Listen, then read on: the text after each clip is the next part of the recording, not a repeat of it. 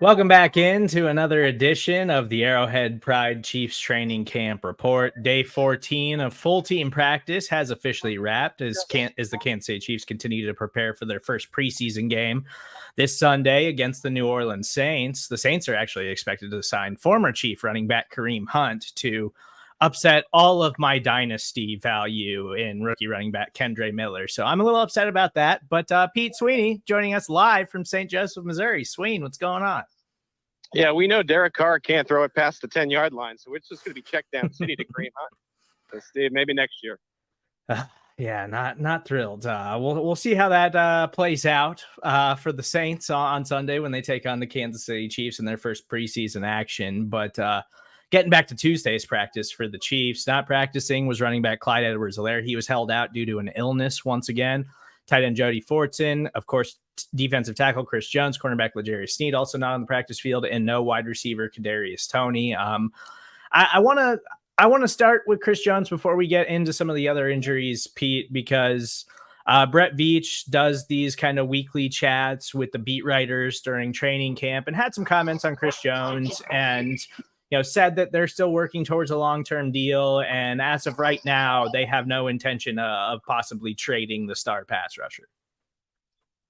No, and this is unsurprising, right? I think the Chiefs really would like to get something done with Chris Jones. And at the very least, they could simply be saying that because they want the message out to Jones camp that a trade is a non-option. And so this could be a year where if it really does come down to it, he's under contract with the Chiefs. So he would have to play the final year of his deal. And the way that the NFL rules work, the Chiefs would still have control via the franchise tag next year, and that probably wouldn't make Chris Jones happy. So I think a little bit of, look, we want Chris Jones and the Chiefs, which I believe they do, but also we still do maintain control in 2023. So unless you're willing to just never show up for work, which I can't imagine Jones would just sit out the rest or sit out that final year of his contract, then this is where we're at. And the stalemate continues. The games, I think, to an extent, continue between the two sides. The last you heard from Jones, they wanted $30 million, and they were far apart. And so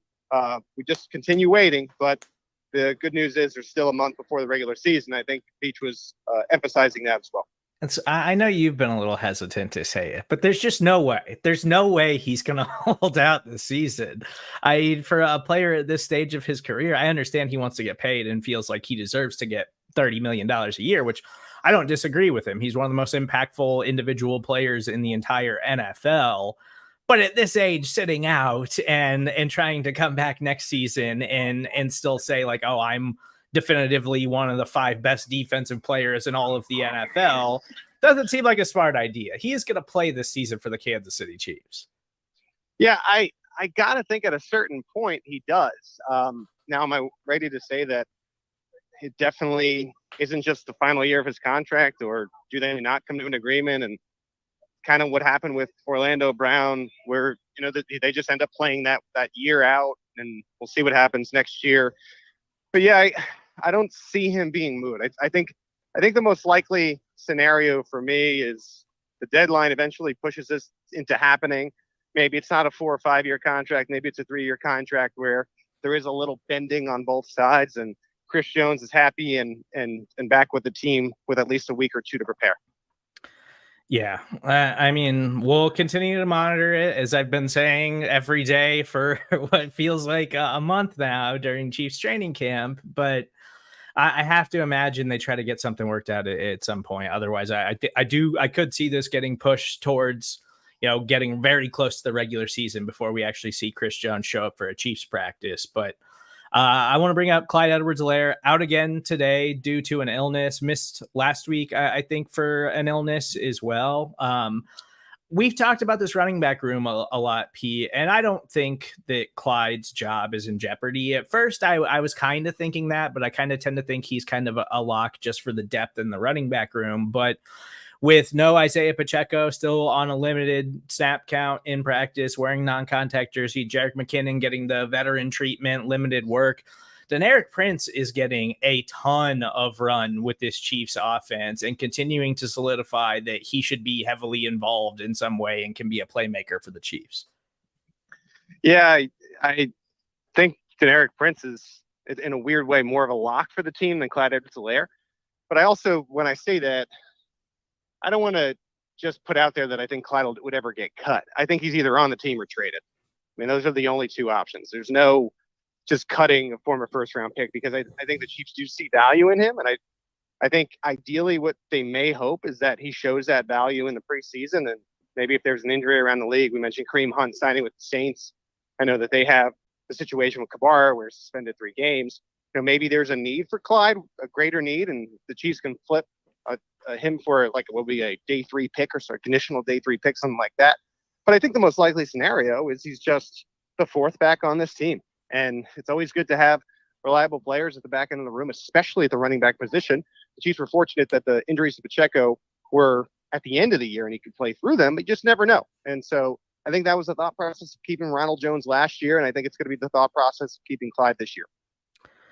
Yeah, it'll be interesting to see. I think the first couple of weeks of camp, I think I was kind of talking myself into, Clyde might be on the roster bubble. But the more and more I think about it, the more I think he is a lock. I don't know if there would be significant trade value for a player like Clyde, unless there's a team out there that thinks like we can really get something out of him that he hasn't shown yet in the NFL. But at the very least, he's shown that he's a serviceable veteran running back in this league. So we'll see what happens. I tend to think he's going to be on this team at least through the 2023 season. But sticking on the offensive side of the ball, it seems like the wide receiver hype, I think with all the injuries lately, maybe the wide receiver hype has gotten just a little bit quieter, even though it probably shouldn't. Like, I think Justin Ross is still making plays. Sky Moore is still looking good and getting a lot of first team reps.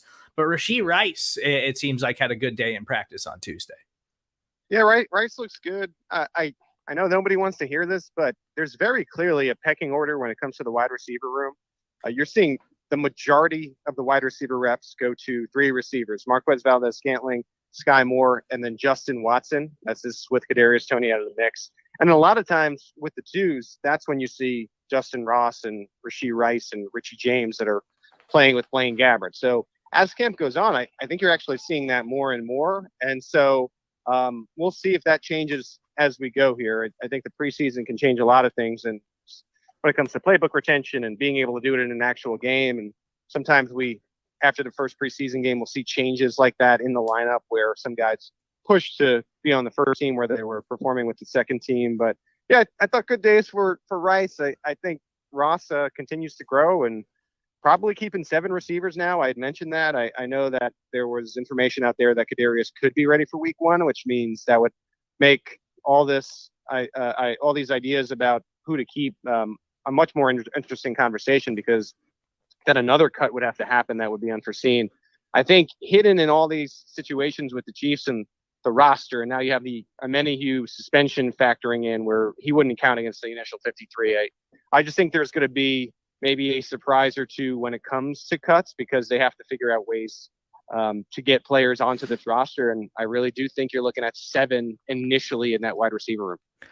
And I think what you said about we really just need to see these guys in a game, because I know there's been a lot of overreaction probably to the amount of snaps that Justin Watson is getting, but like that's what we should expect. Andy Reid loves him some Justin Watson. The Chiefs really respect his game and like what he brought to the team last season. But once we get in a live game action and see Justin Ross and Rashee Rice and the way that they can impact things, then we'll have a better idea moving forward of the roles that they might actually have during the regular season for the Chiefs offense. Yeah, and I've seen folks being upset about Justin Watson and trying to find ways to cut him. The Chiefs would just be throwing away $1.4 million if they cut Justin Watson. So again, similar in a conversation with the Clyde thing, I think would be a trade.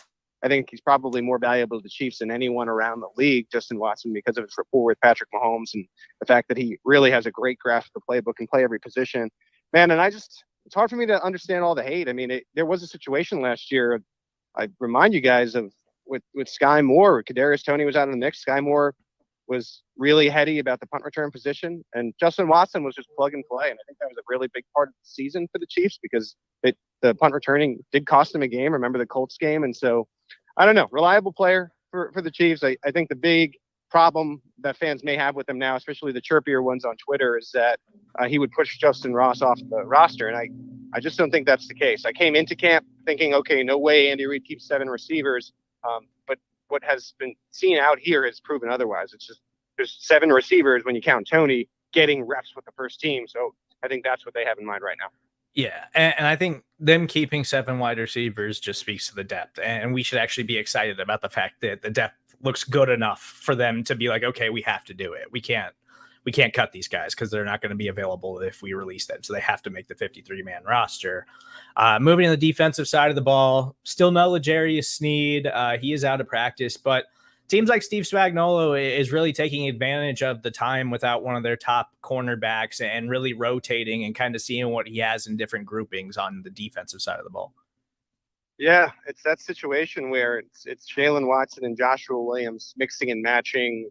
And when L'Jarius Sneed, it was at practice. It was always Trent McDuffie and Sneed, and you saw different guys. Najee Johnson was getting some reps with them when Sneed was still on the field. We know that Najee Johnson's lost with a torn ACL, and so you're seeing these second-year cornerbacks. And as you'll hear, Steve Spagnuolo said Williams and Watson are light years ahead of where they were last year, which is exactly what you want to hear. Also, a lot of buzz about Cook and what he brings to the room in the Spagnuolo press conference today, and I think Cook is really actually making everyone better back there. He's really got a grasp of the playbook and is ready to make all the calls. He's got a confidence about him, doesn't care if he's knocking the ball away from Travis Kelce and Kelce gets mad and then they yell at each other, these 2 Cincinnati guys. So I think the defensive back room is good, and it's better than it's in a better place than it was last year, because I think you did have a lot of rookies and there was a lot of unknowns, whereas I think this year, even with Sneed out of the mix right now, and it seems like the Chiefs are optimistic about him, we'll see, but even with Sneed out of the mix right now, they feel pretty good about what they have in the back end. Yeah, I mean, thinking back to last year, all the questions that we have about the Chiefs wide receiver room this year, that was the cornerback room last year. And now there is just absolutely no questions about that room. It is pretty much set in stone. So, like to get L'Jarius Sneed back on the field, but the Chiefs are going to take it very slow with the veteran, especially he's headed into a contract year. So he probably wants to make sure he is healthy and ready to go, make sure he can play himself into a big payday this next offseason. Final thing before we get out of here, Pete, just can we get a defensive line check-in? As no Chris Jones there, but Mike Dana's back at practice. Charles Omenihu suspended for the first 6 games, but he's back on the practice field. Felix, George, just how did they look at Tuesday? Yeah, I think the plan in mind was to have Karlaftis and then Chris Jones and Omenihu in the inside, and then the right side it was going to be Mike Dana. So two of the 4 we know are going to play in week 1, and it was good to see Dana back at practice today. He and Morton, as I mentioned, were taking reps with the first team in 11-on-11, which we hadn't seen initially. They were kind of easing them back in, and so good to see that. I think Dana is really important for this team. I think he's a guy that they look at that could be primed for a breakout season.